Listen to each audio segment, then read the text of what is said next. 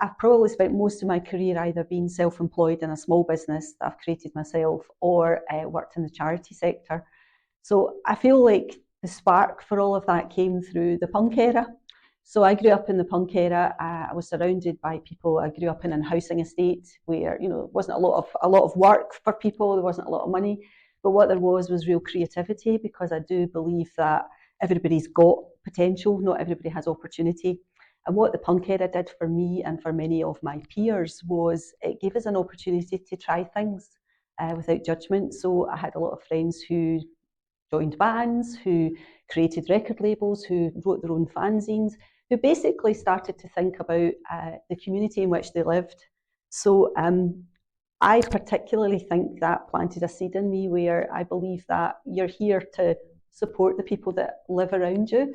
And if you manage to go on in life, you don't pull the ladder up behind you. It's always about somebody that's coming behind you. What can you do to help them? When I look back to when I was in my 20s, I thought things would be better now. And actually, I think there's more young people living in poverty than there were when I grew up.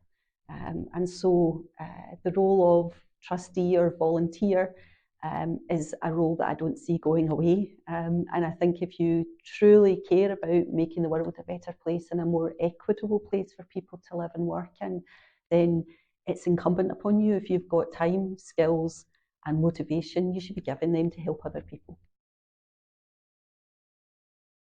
I think one of the first non-exec roles I had was with the Institute of Directors in Scotland, where I was on their advisory board. I definitely had imposter syndrome because there were people on there who were running very large organisations, and at the time I was deputy CEO of a charity, but I was still felt a wee bit, am I going to be able to contribute anything here? And actually that was an incredible learning experience.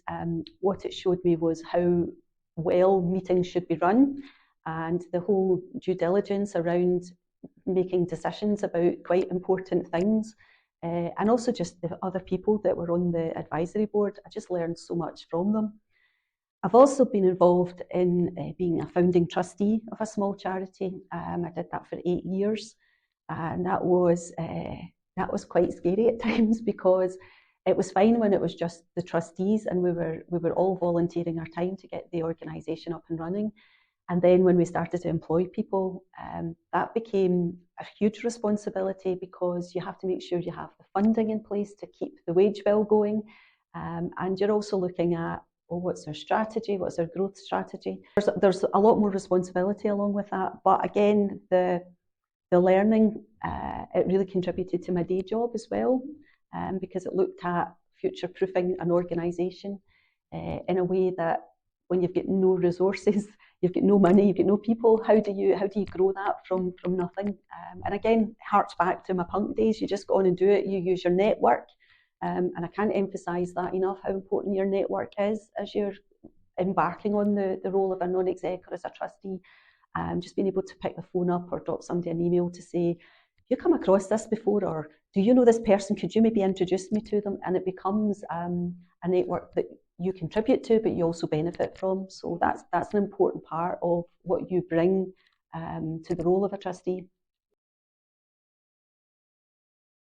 Smaller organisations that perhaps they're not in the room with some of the big businesses, or some very senior people, or whether that's senior politicians or people that work in the finance sector.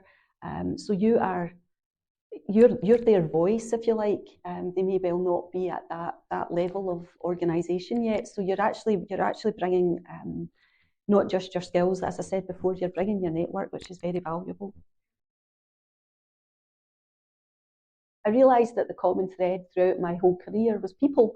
Being able to work with people in lots of different levels, different organisations, different sectors, has really enriched my life. And what I discovered was the enrichment came from the people that I'd met. I was also a carer for my father just before he died, and I think you probably reevaluate your life a lot when you care for somebody who's terminally ill. And I decided that I was going to look into training to become a celebrant, which I did last year. So I've now started to do naming ceremonies, weddings, whatever. I am also a patron. I'm a patron of an organisation, EY Foundation, which is the charitable arm of EY, the accountants. So I helped establish their foundation in Scotland, and then I became the Deputy CEO there before retiring, and they asked me to stay on as patron. I am also a founding trustee of Elevator, where we supply and provide startup funding to young people who are just at the very early stages of developing a business idea. So we have programs running in Aberdeen, in Dundee, and in Lanarkshire. So that's very much at the pilot stage just now, but we've been very successful in a few of the businesses that we helped to get the first rung on the ladder. They're now established businesses, employing people, so that's, to me, very exciting. And then I probably spend most of my time working in the recovery village that is River Garden, Auchencruive, which is probably, without a shadow of a doubt, the most rewarding and challenging role I've ever had as a trustee. It's incredibly difficult, and it's difficult for lots of different reasons. The client group that we deal with are people in recovery. They have a lot of trauma to recover from. They have a lot of mental health issues. Very closed off because they've always had to be very selfish, because their main relationship's been with the substance that they've been addicted to. So you're building relationships, trying to break down barriers, but at the same point, remembering you are not the operations staff. So there's a point where you have to hold yourself back a little bit as well, which is hard. It's a challenge. It's a challenge for me as someone who cares deeply about human beings. It's a challenge for raising money, because although every single person I know will know somebody who's an addict, they may not know that they're an addict.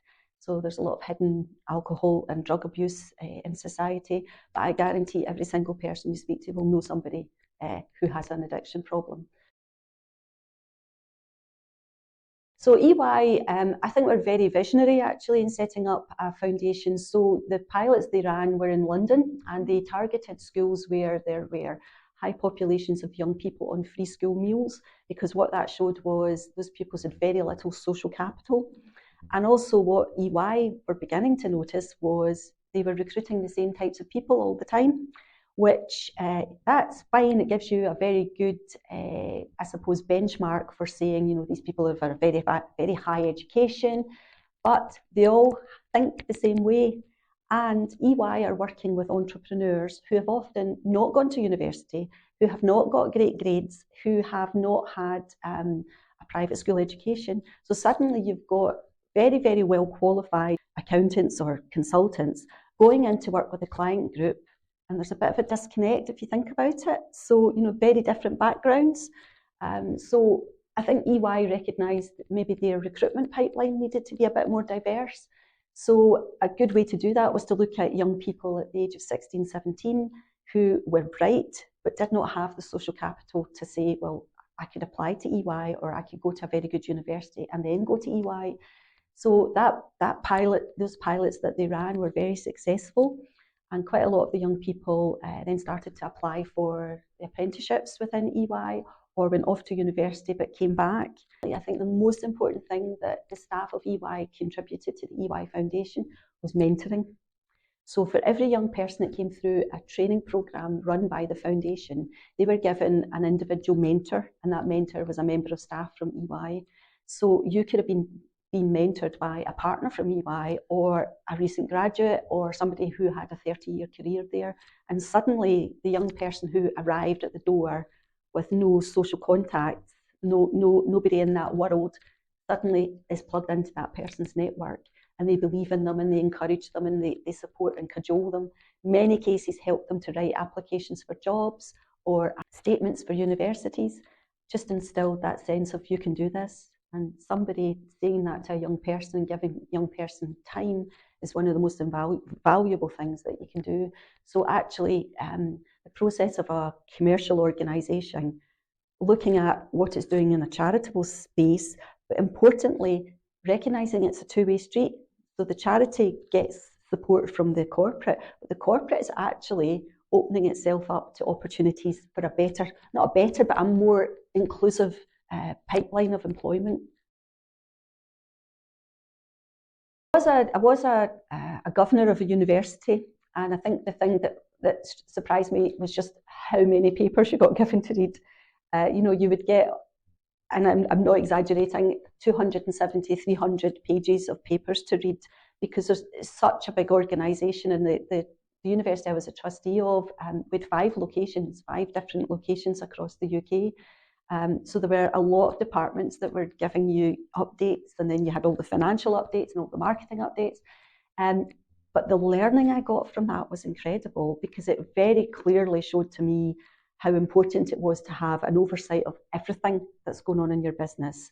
So, if it's a chief exec's report in a smaller organisation, it really needs to be broken down into all the different elements of that business, just to sort of shine a light if there are any areas that require more support, more advice.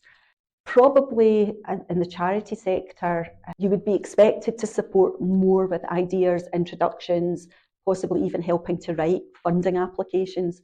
And that's an area I'm comfortable with. But I think for maybe people coming to the charity sector quite cold, if you like, they might be surprised that they're expected to do that. But again, it comes back to, if you do that in the world of work, if you're writing lots of reports, or you're presenting at your own board meetings, or staff team meetings, your skills are going to grow and flourish by doing these things. So I wouldn't say that should put you off. If anything, that should excite you. You've got 2 ears and 1 mouth, right? And I'd say this about most meetings anyway, but particularly when you're just joining, listen more. And also make sure you've read all of your papers. I think that's really important. And write your questions down, because you will always have 2 or 3 questions from the papers. Don't be afraid to ask them. There's no such thing as a daft question. In fact, some of the best fellow trustees that I've worked with are the ones that usually preface it with, "This is a bit of a daft question." It isn't. It's always the killer question. It's always the question everybody else is thinking, "I wish I'd asked that." So by being prepared, I think that helps you to be the person that asks the killer question. So read every bit of paper that you get sent, and also maybe have a look at what's happening online with the organisation. Just see, if there's been messages or any communication that you don't see in the paper, because there could be a reason for that. So check online before you go to a meeting as well. To be honest, most of mine have come from a tap on the shoulder or through my network, where somebody's introduced me to say, Margaret's skills or experience may well be right for you. And generally I meet with an individual and we have a chat and then take it from there. What I would say is, if you're interested in a role, make sure your LinkedIn profile is really up to date. Maybe even do a post to say, these are the areas I'm really interested in. Does anyone know if there's charities looking to recruit, or non-executive roles? Happy to have a discussion. So that sort of might well kickstart. And also recruiters will see that, and recruiters are more and more trying to help the third sector to find suitable people. So I think if you can make sure your profile shows that you're open to that's a good starting point. I would say go visit Oscar, the website. So that's the organisation that looks after charity sector in Scotland. On their website, I think it's even on their homepage, there is a training programme that you can run, and it basically explains what your roles and responsibilities are as for good governance of an organisation, and where you would be responsible as a trustee. And I think it's really a good place to start to understand the role of trustee. And from that point, start to think about, well, what areas am I interested in? If it's a particular charity, email them, phone them, explain that you are at a point in your career you'd be interested in having a discussion with them about any opportunities they may have for volunteering or trustee roles or whatever. And my main piece of advice is be yourself. Just be yourself. You don't have to pretend. There isn't a mould of what a trustee looks like. I have met thousands of trustees, and every single one of us is different. Our compassion, our drivers, our interests, they're all different, and that's what makes a successful board. So don't feel you've got to change your personality, the way you look, how you speak. Just be yourself, and the skills that you have that you are bringing to the organisation are incredibly valuable.